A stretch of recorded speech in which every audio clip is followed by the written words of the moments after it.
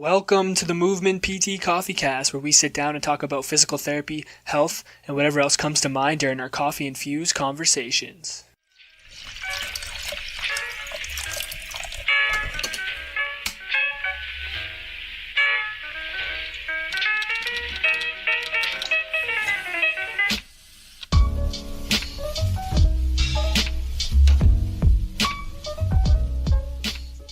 What's going on, guys? Welcome back to the Movement PT CoffeeCast. My name's Dalton, and with me, as always, is my beautifully bearded friend, William. William, how are we doing today? Man, I'm doing great. I got my Chemex here with some original blend in it. Yeah, you couldn't wait to just plug that. You couldn't even wait like 30 seconds. How could I possibly wait, man? I'm so excited about it. I know. As this podcast goes out, it'll be like a week after we dropped it. So hopefully everyone's bought it as they listen to this episode. How are you doing, man? I'm good, man. I'm good. I'm excited. It's a nice day out here in Canada today, so it's another great day to hop on the podcast, talk to you, talk to our guests, drink some coffee. I'm excited. All right, let's do this. All right. We have a second-time guest. This is the second person we've had where we've had a repeat interview. So we are bringing back a fellow – well, no, I keep saying fellow, but we're not physiotherapy students anymore. We have a physiotherapy student, Taylor Eckel. She's back on the podcast to talk with us. Taylor, how are you doing? Doing great. It's good to be here, guys. Yeah, welcome back. Last time we had Teddy on too, right? When we were doing it, and we talked a little bit about how he was your CI for a bit there while you're at PT Health. No, what is it? Healthy Baller. PT. Sorry. Yeah. That clinical hadn't even started yet this time last year, which is kind of crazy to think about. Yeah, and that was like a year ago, almost. I think pretty close. Yeah, pretty close sometime to it. Last summer. Yeah, it's crazy. But why don't you just introduce yourself for the listeners that might not have listened to that episode? Maybe give them a little bit of background about you. Yeah, so I'm a second-year doctor of physical therapy student at George Fox University, which is in Oregon in the U.S. And before PT school, I spent a fair amount of time working as an aide in a number of different outpatient ortho clinics, working towards going back to school for PT. So came in with a little bit of experience under my belt and a little more clear direction of where I wanted to go with my career. And I've just been really grateful to be at George Fox. I've been really challenged there. And I feel like the professors do a really great job of modeling ways in which to push the profession forward.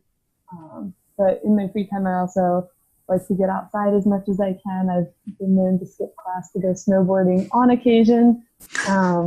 And I'm really pumped for the awesome weather that comes to Oregon about this time of year.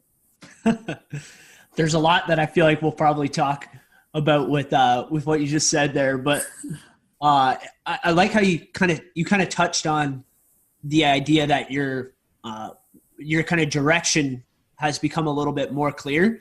And that's something we wanted to ask about. We wanted to kind of see, what was your outlook on the profession before you got into school in comparison to sort of what it's like now? Yeah, that's a great question. I think before I started school, I had exposure to a variety of settings. And so I had a pretty clear idea that I wanted to be in a place where I wasn't forced to treat 30 patients a day, or I also didn't want to be the only PT in a practice because I've worked in a practice like that as well. So I knew that. I knew I wanted to go into ortho, and I knew I was interested in sports ortho particularly.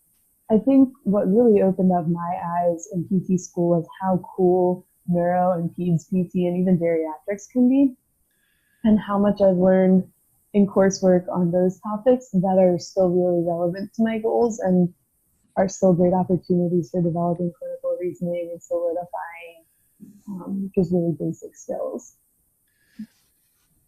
So you're getting a lot from like neuro and peds and stuff like that. Do you feel like that's just kind of the basic like underlying principles, or is it kind of like that you might want to work with those populations a little bit more? Yeah, it definitely hasn't swayed me. I think maybe one area I would be interested in would be sort of like return to sport for stroke patients. And that's something I got to play around with a little bit with when I went and visited my grandpa recently. He had a CBA about 5.5 years ago, and so we got to work on some more athletic, more strength and conditioning sort of things together. But I think it's just given me an appreciation for the generalist model, which is also frustrating at the same time because I spent all afternoon yesterday immersed in studying Parkinson's and man, I could be reading journal articles I have saved on my computer that are related to ortho-PT. I could be doing so many other things that I need to know this to pass a test, to eventually pass boards. So yeah, it's good to remind myself that I am still getting something out of those classes, even if maybe the nitty-gritty won't be relevant to my career goals. Yeah, that's a good point. That's something that I tried to do a little bit more towards the end of my physio school career, and I think maybe I could have done a better job at is making sure you're still trying to take away stuff from those other areas of PT and how they can translate over into that specific area that you want to go into, because I think we tend to just get so closed down on what we want to do that you tend to forget that there's a lot of valuable information in other areas. So it's pretty cool that you're trying to stay focused on that, because it is very hard when you know what you want to do. I've even been really surprised by how robust the literature is, especially in neuro, for things like conditioning and guidelines for different conditions and the benefits of aerobic versus anaerobic, or the benefits of different intensities of conditioning programming. And I was talking to a mentor about it, and he made the interesting point that you can learn a lot from that because in most neuro cases, the patient's primary complaint isn't pain. So the focus is inherently more on return to function as opposed to resolution of symptoms. And so even that mindset's been really helpful, and I've been able to take things from that and kind of apply it in other areas. Yeah, there's a lot of parallels and ways you can use that information, especially with with a lot of neuro patients. From what I remember, it was a lot of cueing and kind of constraints-based kind of exercising and trying to kind of facilitate the development of motor skills in unique ways. And that can definitely go into orthopedic physio. And you may even see some people with some of those conditions in your practice. Yeah, definitely. Or even just the distinction between movement behaviors that are automatic versus not. And then if we're trying to draw a lot of internal focus to a patient's gait, say, when really that's a very automatic, organic, self-emergent activity, maybe we're barking up the wrong tree, even if they're post-op TKA. That's right. Bread and butter.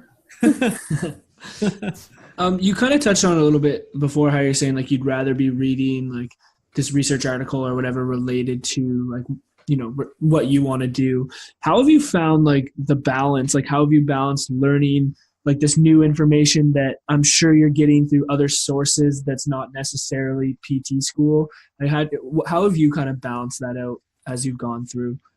I think it really fluctuates depending on the time of year, what my coursework is like. I think this semester I did a lot less reading than I have in the past, simply because we had 6-week clinical at the beginning of the semester and then the normal 15-week semester crammed into 10 weeks.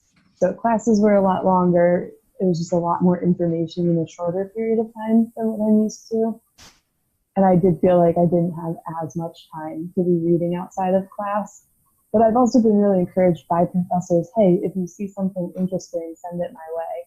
And it was cool when that paper about a dynamic systems theory critique of the movement systems was floating around Instagram. I read that and then sent it to a bunch of classmates. And then after spring break, mentioned it to one of my professors.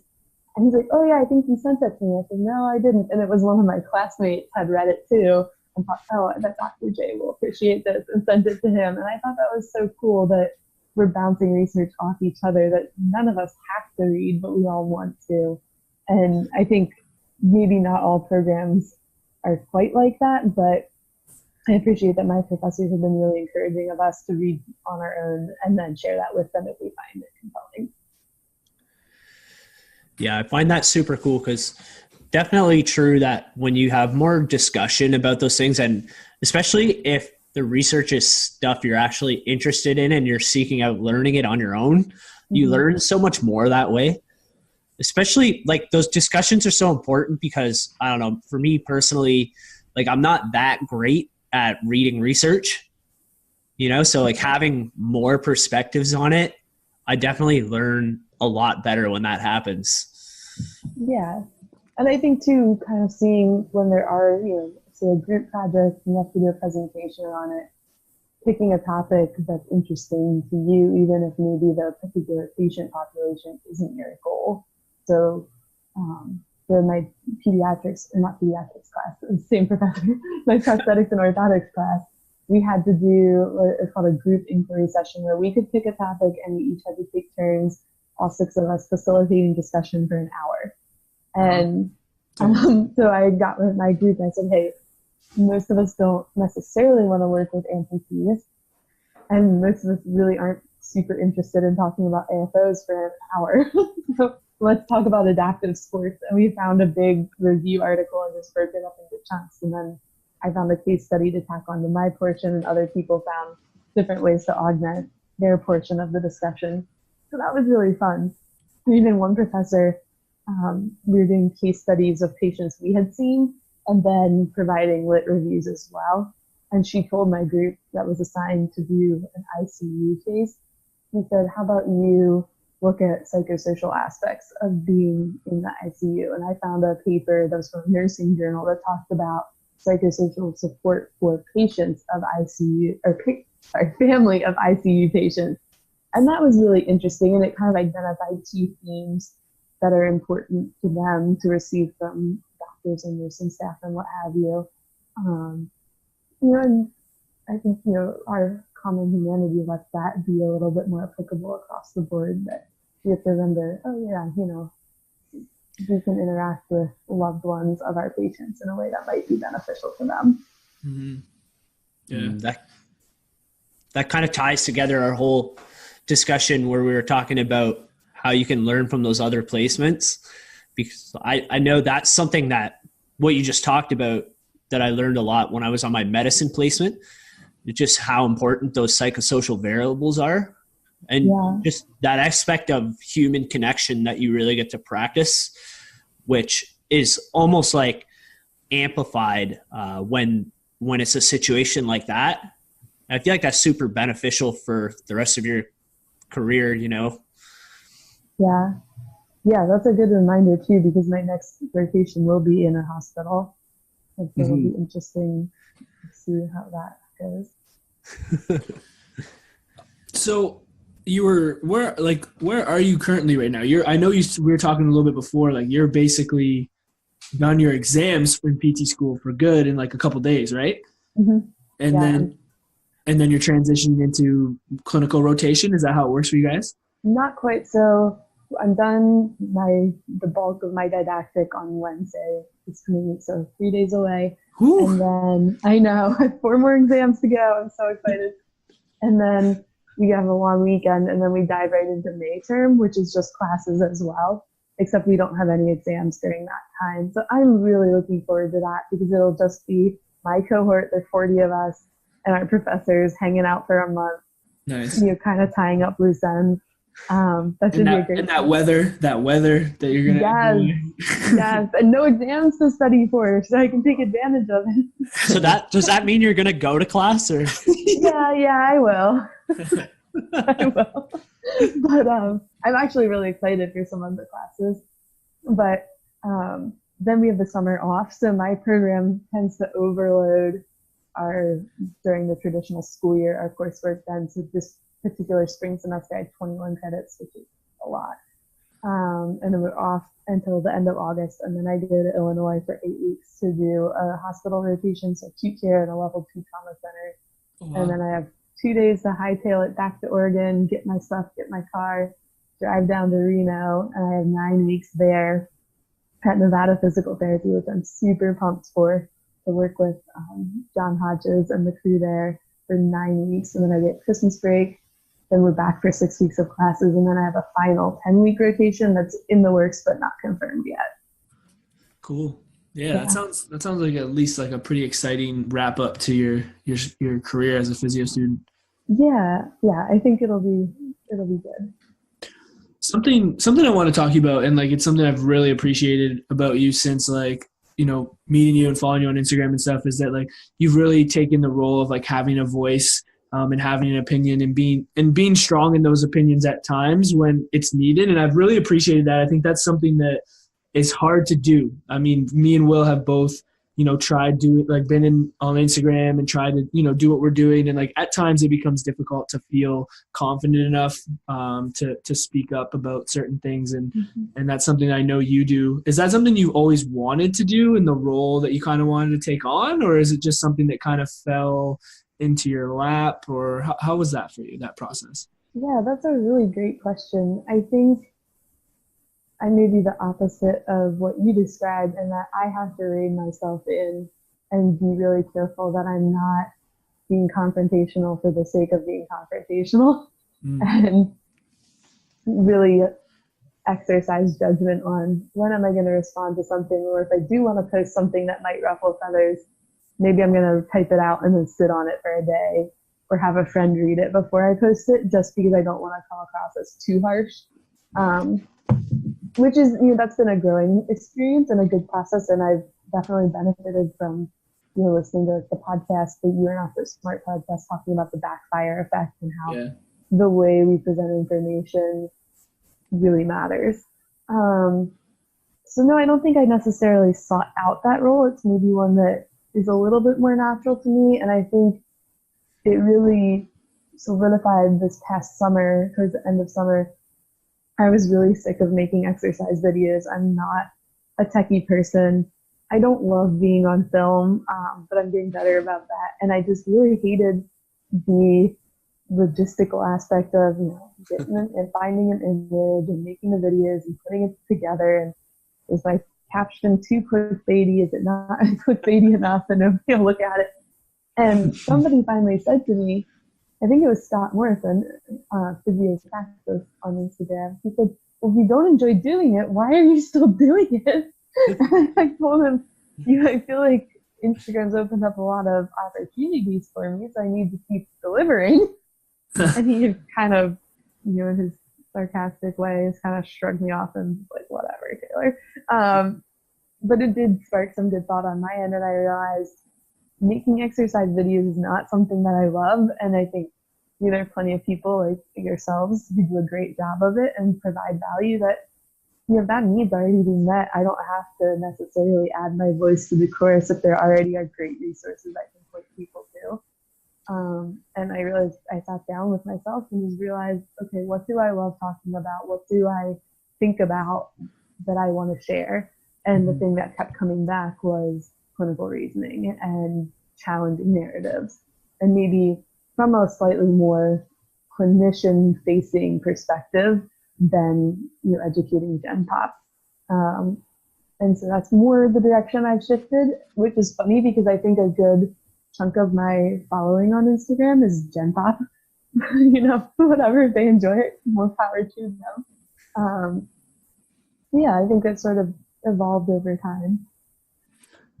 I think something that's really difficult for younger clinicians or physio students is like what you're talking about, like challenging narratives and that kind of thing. Especially I know your school is pretty progressive, but I'm sure you've still had kind of some disagreements with maybe some guest lecturers or maybe even a clinical instructor, Teddy. But so I'm just kind of curious, if you've had those experiences, what were those like, and how do you try to go about those disagreements?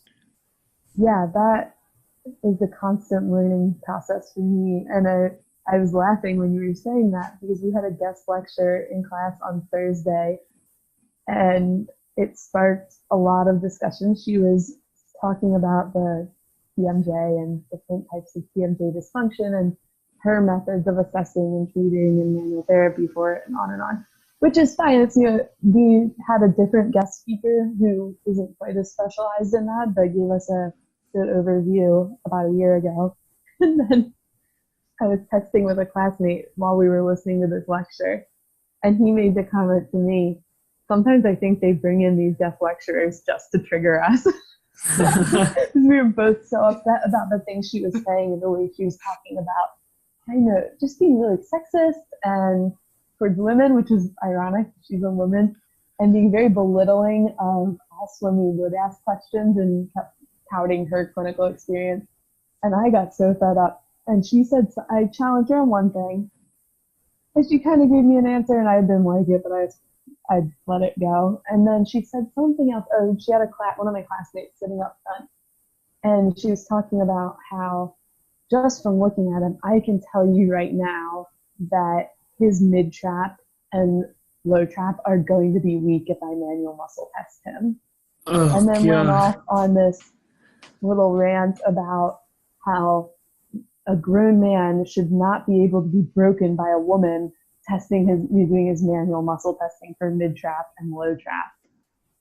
And I'm thinking, what on earth? Never mind that, let's think about principle of specificity, right? If you put me prone on a table with my arms in that Y shape and you push down, it doesn't matter how much I can overhead press, how much I can snatch, anything of that nature, how many pull-ups I can do. If you're not, most of us are not training that force in that direction. So of course a lot of people are going to appear quote unquote weak. And so I raised my hand and I said, since you've already mentioned that you're expecting him to be weak in particular muscles if you manual muscle test, how do you know that your assessment is not going to be biased? How do you know that your findings in traditional MMT will not be clouded by your confirmation bias and these assumptions you're already making? How did that go? Yeah. Not great. And we had a little bit of a discussion, and I think I did a pretty good job of keeping my tone pretty even, trying to be very open to what she had to say, but also, this is total bullshit. And she had said earlier, posture is so important. And I went back to that and I said, you gave an example of someone has jaw pain with opening when they are sitting in a forward head posture, and then it resolves when they sit with quote unquote good posture. Why wouldn't you just document that as an objective finding that they can self-modify their symptoms with change in position instead of relying on these very subjective findings of, maybe their mid-traps are weak, maybe they're not, and your bias is going to play into that assessment a lot. And she didn't really have an answer for that either. But at the break, two of my classmates were really annoyed with me. One of them had texted me to shut the F up. And they both said, we agree with everything you're saying, but we're sick of you doing this every time we have a guest speaker. Why do you have to challenge them? Why do you have to hijack their talk? And I said, okay, but why shouldn't I? And I said, it doesn't have to be me, but if no one else is going to speak up, I will. And so the classmates I had previously been texting back and forth with was awesome. And he said, if people don't want to think through this, they can tune out. But if somebody does need to challenge, he was chiming in as well and challenging her. And another classmate jumped into the conversation as well. I was like, if nobody's going to speak up, I'd rather Taylor speak up. He's like, I don't feel comfortable asking the questions that she does, but I know that they need to be asked. Yeah, I think that's so important. So because the whole point of academia is to advance our understanding of science and information, and I understand, not being disrupted to the point where someone can't finish their lecture. Yeah. But at the same time, if you're going up there, you're allowed to be questioned. And a lot of the speakers will even say, don't save your questions for the end. Just throw up your hand if you want to ask a question. But I also think, too, that there is a trend of experienced clinicians belittling students or trying to dismiss students as not having enough experience.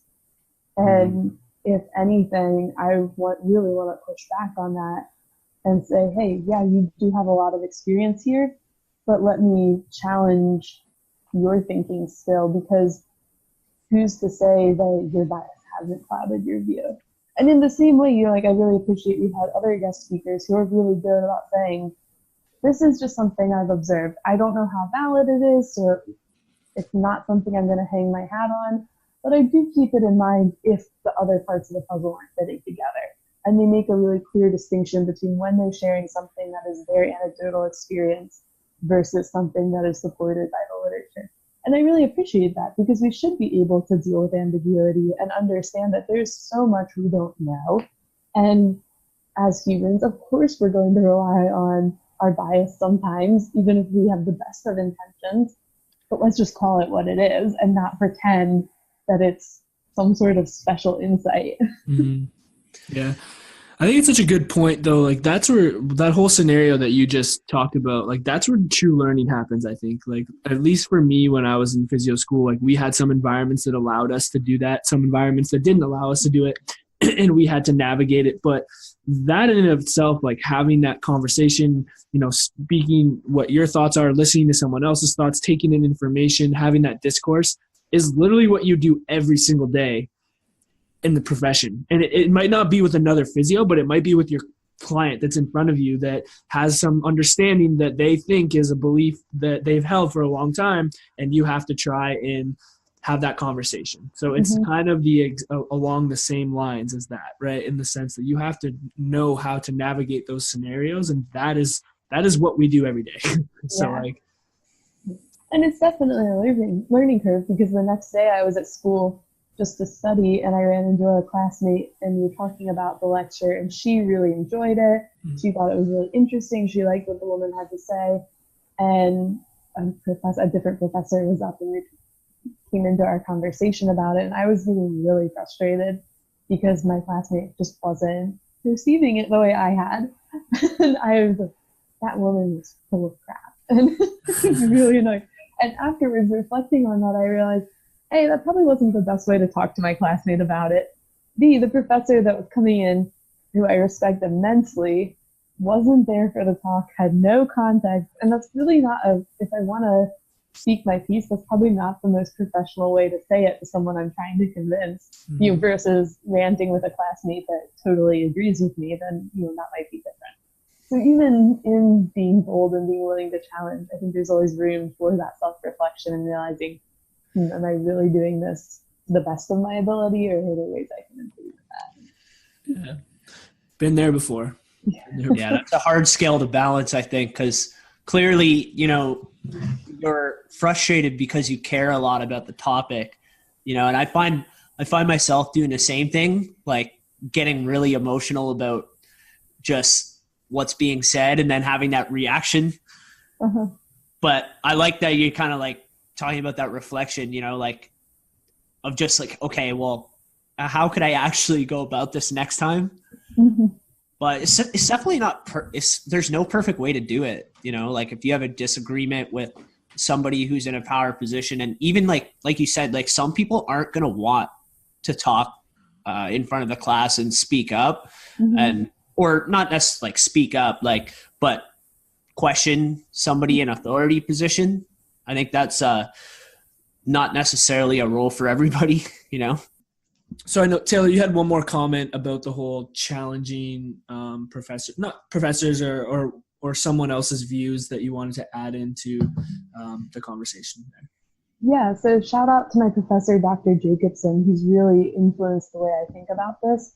But he made the comment to me one time that the tone of the conversation takes a big turn when you can approach it from the perspective of offering the other person an invitation, whether that's offering them an invitation to discuss your ideas, whether that's offering them an invitation to explain themselves and their viewpoint, or even extending that to patient care of inviting the patient to do the opportunity to do their exercises.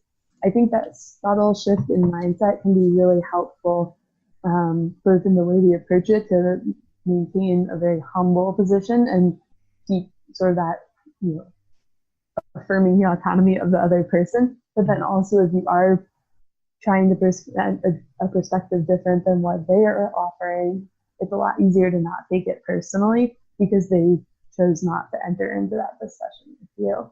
And I just found that to be really helpful way of kind of thinking about that.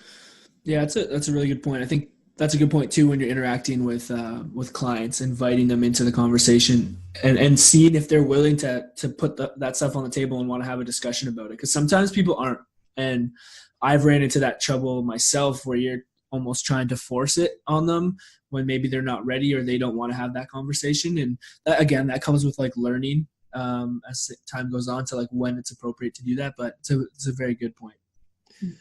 Yeah, it's funny how that worked out too, because I had that sort of situation because Dalton and I have talked about that a bit before, where we're like, oh, like we should try asking our clients, like for example, like a common one is like if they want to know a little bit more about pain. Mm-hmm. And I feel like a lot of people think like, okay, well, that's sort of like an awkward thing to ask, and it kind of is. But I did try it the other day, and I asked just kind of like as we were wrapping up the session, I was like, oh, like, yeah, you mentioned you kind of want to know a little bit more about this. Like, we could talk about that if you want. And she was kind of like, does that have to be a whole session? And I was like, no, we could talk about it right now if you want. And she was like, yeah, sure. And it ended up being like a really good kind of conversation. Whereas I feel like if you come at it more confrontationally, like, and you start directing like what it is they need to know, you lose that sort of like connection with that person where you're actually going to learn from each other. So I feel like what you said is like really good advice, for people who are looking to become more of like a facilitator than just a director. Yeah, or even for people who, unlike me, are not naturally confrontational. Maybe it doesn't have to be a confrontation at all. True. Exactly. Yeah. Something I want to talk about, Taylor, is like we've learned a lot about networking through like our social media, and we've met a lot of different people. I know that's something that's very important to you. So if you want to maybe touch a little bit on that, and maybe how you go about networking as a PT student and some of the connections that you've made. Yeah, it started almost by accident, actually. I think I was during my first year, or maybe in the summer before my first year. See, I don't even remember. But I just reached out to a couple different people that were on the clinical athlete directory. I guess it must have been my first year, but I took a clinical athlete course, and then I was like, oh, this is pretty cool. I want to network. I didn't even know if I thought of it as networking. I just wanted to get some time in clinic. So I just emailed a couple guys and was like, hey, I just took a course from clinical athlete and I found your email on the clinical athlete directory. Can I come shadow you? And that's how it all started. And one thing led to another. And what's really cool is when you meet another clinician that you really look up to and they see that you are valuing the time that they're investing in you as well, they can then help facilitate further opportunities. So, I mean, a lot of the connections I've made have actually been made in person, but I can trace it back to that initial email that I sent or DM or whatever the case may be.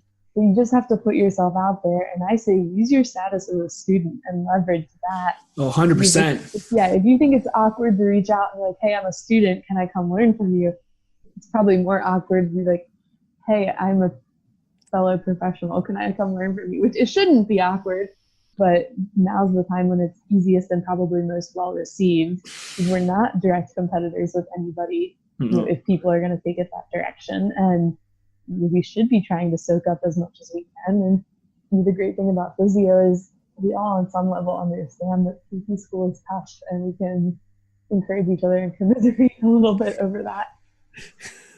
It's so true. That leveraging a PT student thing is huge. That's what we did. We're like, we're just PT students. We just want you to come on our podcast and talk to us. And everyone's like, okay, sure. Yeah. And you guys have had some pretty big names on here, which is amazing. Yeah, and it just like Taylor. Back. Yeah. Nah. But it goes back to that same idea, right? We genuinely were interested in having conversations with people. And me and Will have both done like the same thing you've done, like spent some time in person with with different people. And most of the time, if you're reaching out and just being like, hey, I really appreciate the content that you're putting out, or I appreciate this, you know, would I be able to come and like spend some time with you, or would you be able to come and have a conversation or a call or whatever? And like, you know, most people are down to do that, you know, and they want to talk more about what they're passionate about. So it can be daunting at times, but I would really encourage people, if there's someone that you look up to, like, or that you want to just learn more from, like, just reach out. The worst thing that they can say is like, I'm not available, like, at this time, you know? Yeah. And I think too, that's the other important thing there is then using those people as resources to help you learn and say. So I've asked so many people, hey, give me recommendations of books I should read, or a different clinician in the area that I should connect with or shadow. And so I think I have sitting on my bookcase a list of books that one of the strength coaches at a local D1 school gave me that I'm slowly working my way through. And sometimes it does help to get outside of your PT bubble. And I met a strength coach there at a seminar that I attended, and just said, hey, do you ever have people come shadow? And he's like, oh yeah, we have people come shadow all the time. So did that a couple times last summer. And then it's been cool because I've run into those strength coaches at other MSCA events and whatnot. And it's neat just to recognize a friendly face and be able to say hi and catch up a little bit. But then also to continue networking, something that was recommended to me was that I pursue interning with a particular strength coach in the area. So I just shot him an Instagram message and say, hey, I was talking to so-and-so. He said that you guys take summer interns. I would love to intern with you for the summer. I'm not in school during that time. Is that something you'd be open to discussing? And he wrote back right away and said, absolutely. And we ended up meeting up, and I'll be interning what's called eForce Performance this summer, doing strength and conditioning stuff with them and learning from their strength coaches.